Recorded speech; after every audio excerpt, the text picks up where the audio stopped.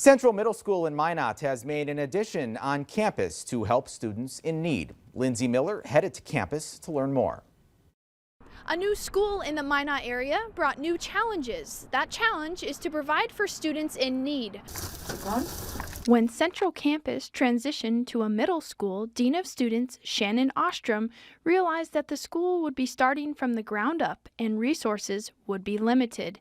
She also recognized that the demographic of students that would be stepping foot on campus were those that may need extra assistance to receive their best education. We have levels of need, and if we are hungry, we didn't eat breakfast, if we're not getting enough at home, we don't care about math or history. You know, we need to eat. The Minot Area Community Foundation provided a grant for Ostrom to begin purchasing shelves, cooler bags, and a fridge and freezer.